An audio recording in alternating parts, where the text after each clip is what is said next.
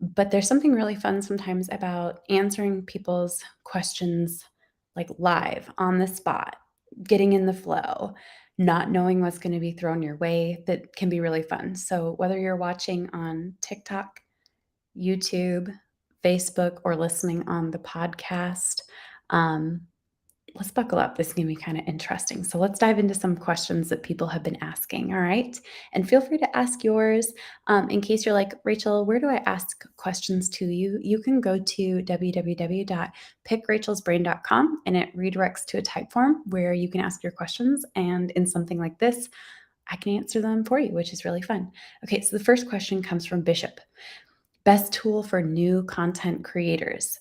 Okay, so it's tough because there are a lot of different tools I really like for new content creators. Obviously, I'm a huge fan of Canva. The capabilities, functionalities have absolutely blown me away over time more and more. I really like Chat GPT, but you kind of have to get into like the better prompts in order to make it kind of really, really worth it. And then I am also a really big fan of using Metricool for scheduling. They're my client, but I also am just a massive fan of the fact that I can, download a TikTok and repurpose it to 4 or 5 different platforms all in one place. That is a fantastic functionality for me.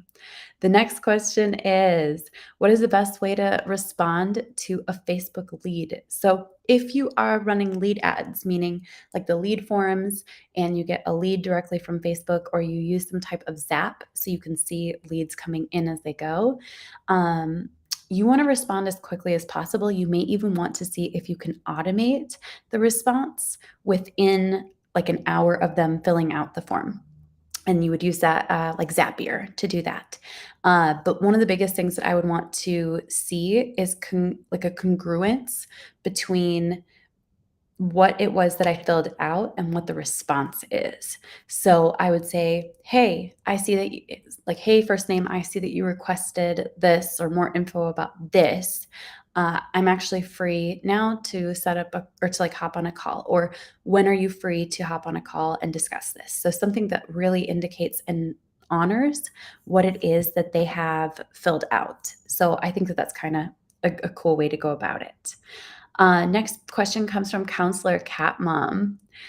So feel free to ask your questions because we're going to have a little bit of fun here today. Any social media growth advice for a creator who is a mom figure to women with mom wounds? This is an amazing topic. There are a few people I'd really recommend kind of watching and following to model their content that is performing. And one is Dr. Ramani, because she's also in a specific specialty. She really works with people who have wounds from those with narcissistic personality disorder or those who are narcissistic. And so her content is really well written because it speaks to the person who's going through pain points, which I think can be kind of powerful. Another person who does this really well is the holistic psychologist. Her marketing is bar none one of the best I've ever seen. She knows exactly who she's speaking to. She crafts her messages around that person. So what I would do is follow a similar process. Get very clear on who you want to serve, get clear on the pain points, the specific things that they're thinking about, the things that they're like, am I crazy? Is this just me? Am I the only one, etc. And craft your social media messaging around honoring and holding space for that person and then also serving them, etc. So next question is from James Johnson. How would you go about validating an offer and message? Okay, so it's interesting because the only way to really validate an offer, well, there's some pre-research that can go into it. Number one, you want to make sure that you are not the first person creating something. Unless you're literally an inventor with billions of dollars, you actually don't want to be the first person. You want to know that other people have built really successful businesses in that particular industry to make sure that you have potential to grow to that point. So go and make sure that there are other people who have been successful and scaled, and I mean like a decent number of them. The next big thing is I recommend like crafting messaging related to the pain points of the same person who would want to buy your offer.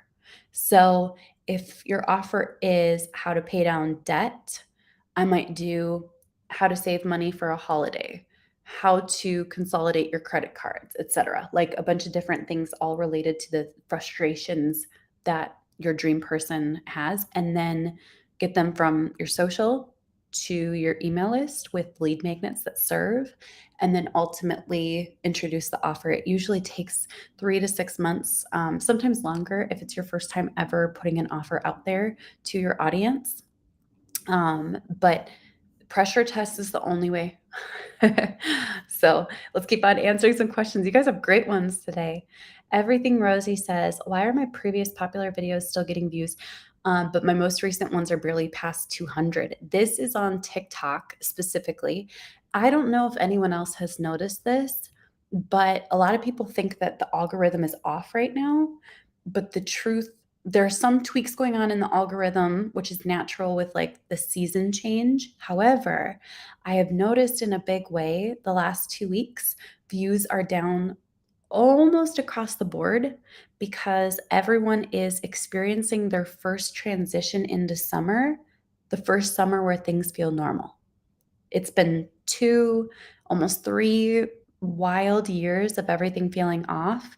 So suddenly everyone's like, "Whoa, how do we do this whole summer thing again? Okay, the kids are gonna be home, etcetera." Like, it just kinda throws everybody off for a little bit. Okay, let's go to the next question. So that's very, very normal. Just keep creating, because down the road, those will ultimately get views too. Okay, next big question is from Dan Edmond. Do you still recommend or prefer the normal Facebook versus professional mode? Yes, I do. And I've noticed that most of my friends are switching back from professional mode into normal Facebook personal profile. So 10 out of 10 recommend normal. Okay, we'll go to a question or two on Facebook and YouTube, and then we'll go to questions from the type form. This is so fun, you guys. Are you having fun? Real fast, just a quick check. Anyone love just kind of going through like tons of questions? And I think it's so nice. Okay, this is from Jessica Quinn. How do you get the Facebook messages to automate after a request for your value? So that would be in Zapier. So Zapier, you can set up a Zap where it says anytime a lead comes in, and then there are ways to integrate it with Gmail. So it actually sends an email. You could even have it set up to send an email that says, hey, we got your request for information. We'll contact you in the next 2 hours. If you don't hear from us, feel free to send us a text here. Like, you can make it as customized as you want, which is fantastic. Okay, transitioning from, this is from, I'm gonna try to say your last name. Actually, your last name, I should be able to get it. Always wish me luck on pronunciations. It's a very vulnerable thing to pronounce people's names. So, Vaishnavi Desai, you have to let me know. Give me a 1 out of 10 on that pronunciation. Transitioning from a content writer to social media strategist, any tips? Love your videos. Oh, so this is one of my favorite transitions. So you're actually going to talk about it, and you're going to be like, um, I was a content writer for this number of years, and here's the reason why most people are struggling with social media, etc. So you literally create a bridge from where you were to where you are today and allow that to add authority. So for example, if I wanted to speak about, like, let's say camera confidence, or always like the how to show up in a way where you feel like you look your best for business, which I don't really talk about that. But if I wanted to, I'd be like, I'm a former hairstylist, and let me just tell you, most people in business get this one style thing wrong, right? So, do you see how that like adds a layer of interest and authority and all of the above? I think that's gonna be really, really cool. All right, we'll go to Mavis. Just started the social media management recently. How can I get clients on Instagram? And any advice for a mom starting out? Congrats, by the way, and trying to be consistent. So, clients are not Instagram is a very saturated platform compared to other platforms. I would say it's actually one of the more challenging places to get clients from directly, unless you are doing inbound marketing. So, sharing tips, sharing reels, sharing things, mostly the reels are going to be what pop off and bring people to you. When it comes to trying to find clients, better places include like LinkedIn is fantastic for finding clients still to this day. So our Facebook groups, those are also amazing. And then Facebook profiles are wonderful for this. So um, I wouldn't use Instagram as my first platform unless I was doing a ton of inbound marketing. All right, let's go to Typeform and get some of these brain picking questions answered. This is so interesting. Why do you share valuable content to help others?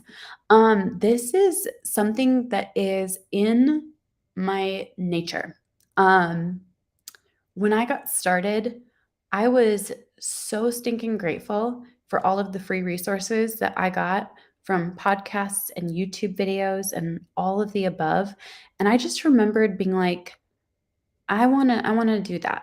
Like I want to share a ton of value because all of these other people have poured into me from a distance. Um, and it made me want to do it. And then it also made me want to do it even bigger and bolder. So I was like, I can share even more. So it's kind of a cool thing. My goal, I was actually thinking about like my goals. At some point, I think I'm gonna officially set this goal to help 1 million business owners. But I have to figure out like the quantitative side of it, like help 1 million business owners do what? And I'll figure that part out later. So, yeah. How to create engaging content in 30 minutes or less. Number one, research your topic, research what other people are doing, research what has worked. Number two, craft a juicy hook. I have freebies for hooks on TikTok, Instagram, on Facebook. It's in the link in my bio everywhere. Um, Craft a juicy hook. That's going to be a big part of it. Uh, whether you're writing a written post or doing a video, the hook is going to be a huge part of this. Um, and then make sure that there's actual value. This is a really, really tough realization. A lot of people are like, I'm using juicy hooks, but my content doesn't ever pop off. And I'll look at their actual content and I'm like, bestie, I don't know how to tell you this, but there is simply not enough actual actionable value in here. Like if I watched this, I'd scroll on because I'd be like, I can't even name a single thing that was actionable, whether I knew it or not. It was vague, it was fluffy, it was high level, it was more inspiration or motivation than actual, like, here's what you got to know, here's what you got to do. So that's a big thing. And then I would write a post and then I would record something similar as a short form video. And then I'd record a YouTube video on it. You could do so much in 30 minutes. Okay.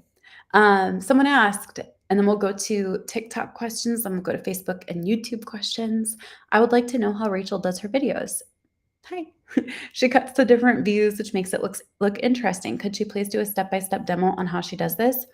Okay, the answer is so simple, it might disappoint you. I just record by pressing down the button on my TikTok videos, and then when I'm ready to switch to the next clip, I let go, and then I turn like this, and then I press down the button and record there. So I just keep doing that over and over and over again, and I've got it down. I've got muscle memory on it, so I can literally just anywhere I'm looking, do the jump cuts built in. All right, one more type form. Do you have one niche that you work with for your social media business? No, I don't. I'm working with a coach, a really successful coach. I'm working with a clothing company, like a women's boutique. I'm working with a foundation repair company. These are all over the place, aren't they?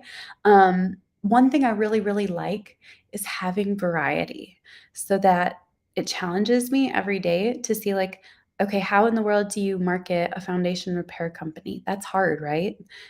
Good. I wanna be challenged there. Okay, CF versus Kajabi. Interesting question from Ken, New York Talk. Um, I use both in different ways, but we are slowly phasing out of Kajabi. Um, we actually use LearnDash for our portal for courses, and that's worked really well for us. I've been a fan. It's had the least issues. Um, I know Kajabi's amazing. I do like ClickFunnels 1.0 for funnels because it's what I learned funnels on. So it's really easy. I can still get in there and build a funnel, which I recently demonstrated in email list domination. I built a funnel for a lead magnet for hair extensions. I will not switch to 2.0. So if they ever phase out 1.0, I will most likely migrate. That's kind of my thought process on things. How to get $1 a day with a side hustle.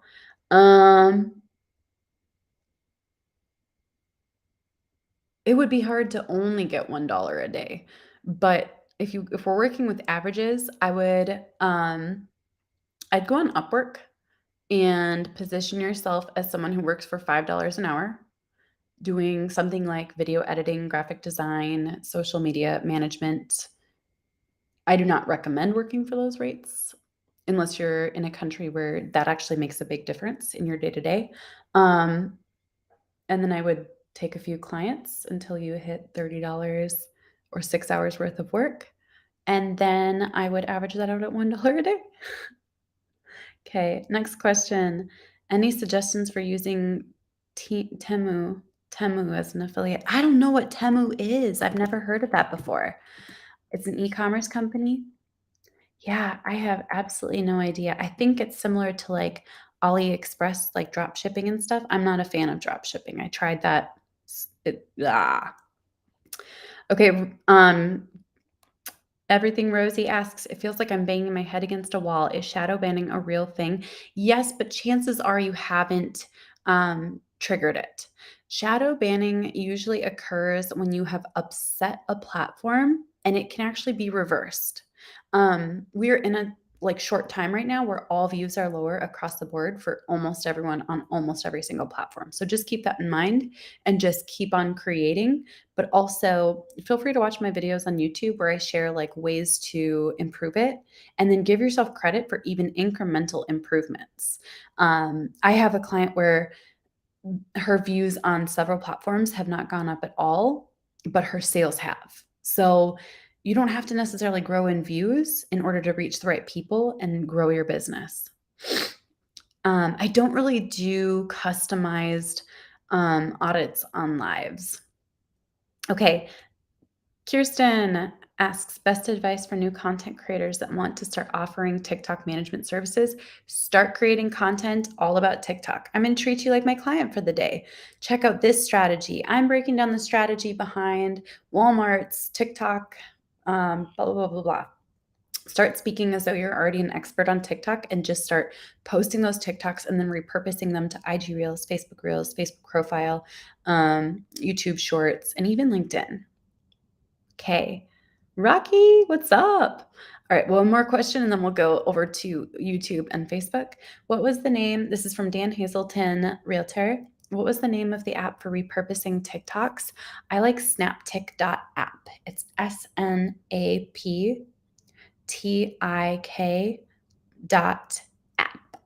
And that's been fantastic.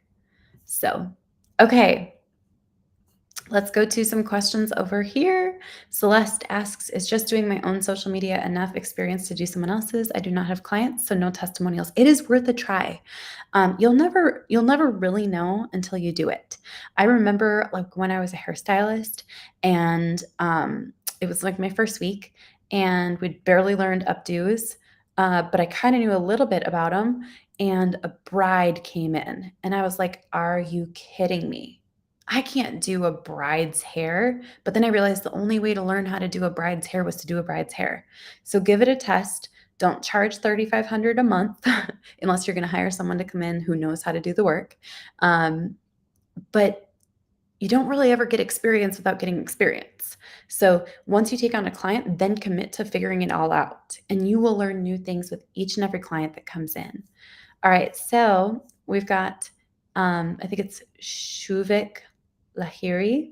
You work into social media management. Do we need to do ads also, like Facebook ads, LinkedIn ads? The answer to that is no. You can if you want. If you get really good at organic and ads, both of them, you will have clients stick with you for years.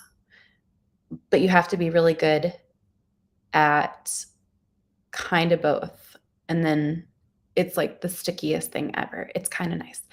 Also, what are the things that one can include in the monthly reports to be sent to clients? Oh my gosh, impressions, clicks, leads generated, follower growth, views, comments, viral pieces, mentions, etc. There's so much you can share. It's so much fun. Okay, Hannah on Luna TV says, asks advice you'd give to people who want to post on social media but fear the market is too saturated and their voice wouldn't contribute. You are the first you. Like, even if you are watching this and you're like, I'm so similar to Rachel, there are things that we are different about, right? I mean, I sometimes sleep with socks on. You get where I'm going with this, right? I can be really, really, really, really annoying. Um, I like to be really, really, really annoying. So there are ways that we're all super, super different. Um, yeah, I hope that that helps. Even if you were saying the same thing as someone else, as long as it's not a stolen quote, hint, hint, hint, hint, hint, everybody. Um, just sometimes you saying it in your own voice makes a difference. You know what I mean? Um, for example, I could share like one of my favorite quotes with you guys in the world, and it would be different coming from me than it would from anyone else. And of course, I'd give attribution because some people love my voice, some people hate my voice, some people might like your voice, some people might hate your voice, just like the actual, intonation of it, and that's okay. It's never too saturated for you to live. Cool? And be you. I love this. So RJ Regner and Jessica Quinn. This is a twofer. One, do you send signed copies of your book here in the Philippines? And then Jessica says, wait, there's signed copies of the book. I was just dreaming about this last night. There are very few people who have access to signed copies. When you ask me to sign a copy of my own book, I blush. I turn very red. I get very, very like shy and funny about it. But I was just thinking about like setting up just some pop-up signings of my book at some point or finding a way to get signed copies. I'm gonna like start thinking about this seriously because, for example, I live in Minnesota. There's a Barnes and Noble right by me. I could set up a Barnes and Noble signing, and then in a few months we'll probably go to Idaho or whatever, and then I could set up a little pop up. I got to keep thinking about this for real. Okay, I just want to share this. This is big, you guys. Yesterday I shared a YouTube video. Got to get all snuggly in my blanket. I shared a YouTube video called 10 YouTube hacks, and 10 YouTube shorts hacks. And this comes from Life as a Virtual Assistant Mompreneur. And she says, thank you, Rachel. I used one of your hacks this morning on my YouTube shorts, and I have been struggling to get views on my videos. And I received over 700 views for the first time ever. It gave me a lot of hope. That's pretty cool, you guys. I sometimes implement my own advice from that video, and then sometimes I just create silly stuff. But every time I do implement the stuff from that video, I'm like, why don't I do this more? It's got some really good stuff in there. Okay. Do you suggest focusing more on the shorts to grow the longer form? The two together are like dynamite. So I think I do a volume strategy. I'm more of a volume person than, there's like quality and quantity, and both can work in different ways. I kind of do like some quality and then some quantity. I do a little bit of both, but I really like volume. And so I'll do 3 to 5 YouTube shorts a day, Monday through Friday, because they're just repurposed from my TikToks. And then I do one, 1 to 5 long form YouTube videos per week. And that formula works so well. It's incredible. Okay, really good question from the Canva nerd, and then we'll go to Typeform next. If we organically grow and our biz morphs, should we change our IG handle? The less you can change your IG handle, the better. So like if it was Canva designer, I would almost put like Canva designer. I'd put it in the bio. Um, I am not a fan of changing handles because it just throws things off. It kind of starts you back at scratch. People have to re-recognize who you are. So the less you can do it, the better. I recommend not doing it if possible. Okay, let's see. So let's go ahead and take a peek at this. Should I use my name or a brand name that sounds like the results I get as my social handle? Um, okay, both work really well. There are pros and cons to using your personal name as your brand. I've built my brands under my personal name. The pros are that it grows faster.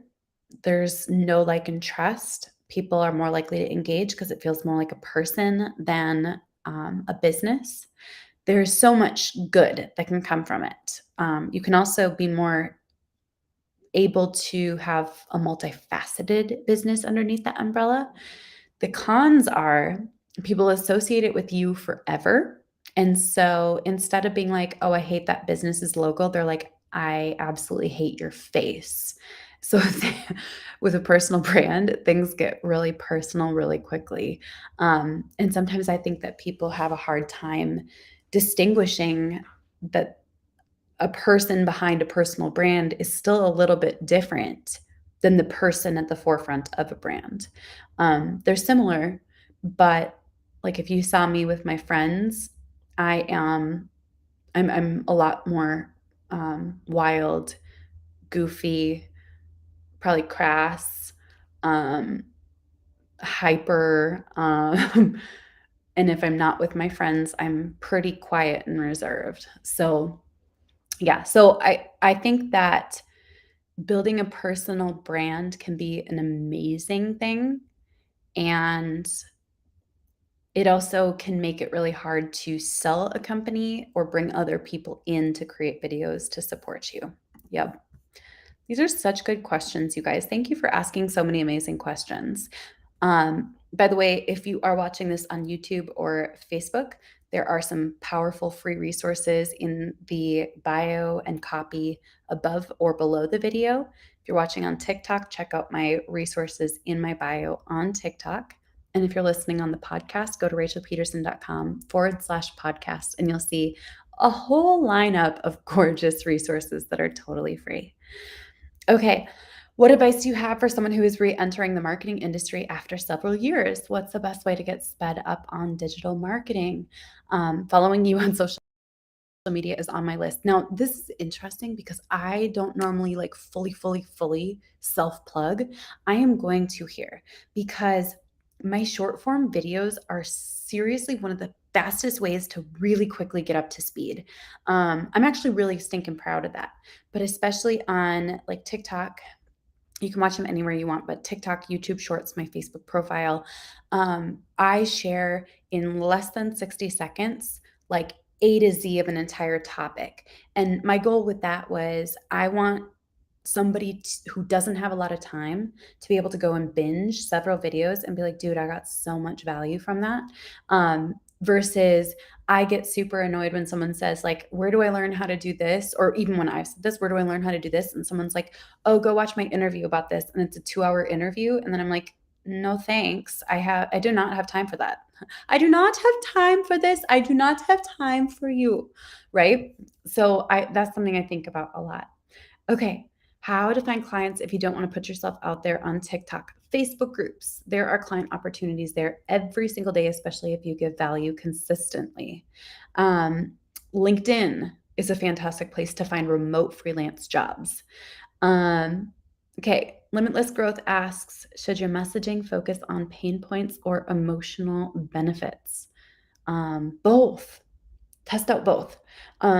Different angles in the copy can bring in different audiences. Both of those can work really, really well. Generally speaking, more people are pulled in by pain points, so like pain avoidance, or rather cure to a pain, than something that makes them feel good, which is very fascinating. Okay, let's get a couple more questions in. You guys having a good time? What is the right way to make a social media strategy with my client? Should we discuss it? You do not have to hand over social media strategies to clients. If they are paying you monthly, you do not need to hand it over. So when someone says like, I'm so excited to see your social media strategy, I'm like, that's ours. If you want a strategy, that's where I charge $47,000 to $250,000 per year. My strategy is proprietary.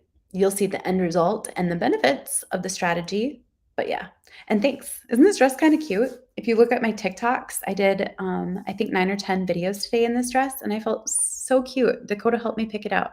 So she was like really helpful with that. Okay, let's get a couple more questions. Um, I actually love this point, and I just want to read this because I actually take this as a huge compliment. I always see your posts and loving it in Facebook and other social media as well, but you're unhinged, and I mean it in a positive tone. I love that. That is very true. I was actually going to name my second book Unhinged, but now I don't really have plans for the second book, which is kind of interesting. We'll have to figure it out. Okay. Um, Let's check it out. Is it worth it to start over with brand new socials for new offers instead of your personal brand? That is totally up to you based on what I shared, the difference between personal brand and an official brand, but both can work really, really well. Okay. Oh, I just found a way to make these comments bigger. That's so nice. Anyone else like, oh shoot, I'm getting older and I need like I need my eyesight to catch up with how small technology is. ManyChat too for automation. I love ManyChat for automation. I am using it successfully on Facebook, um, less successfully on Instagram, but today's only day 2 of me trying to figure it out. So, Bryn, I do have a code for Metricool. I don't make any affiliate commissions for you using it. Metricool is my client that's a social media scheduler. Best social media scheduler on the market. I'm just going to put it out there. If you use code Rachel, you get 1 month of premium totally free. Okay, I have a product-based business, best TikTok strategy, incorporate it into trends. That's a really big one. And not just like, ugh, I never sell anything, because those kind of put out the wrong energy. So, get comfortable weaving trends into your day-to-day videos, um, and don't always make it about your product. You can make it about other things. Like if it's survival gear, talk about things that survival people go through and experience and quotes from survivalists, etc., right? Okay. All right, you guys, I'm going to go get ready for fam time. Feel free to check out the freebies in the links in my bios, and I hope you have an amazing day. I'll catch you guys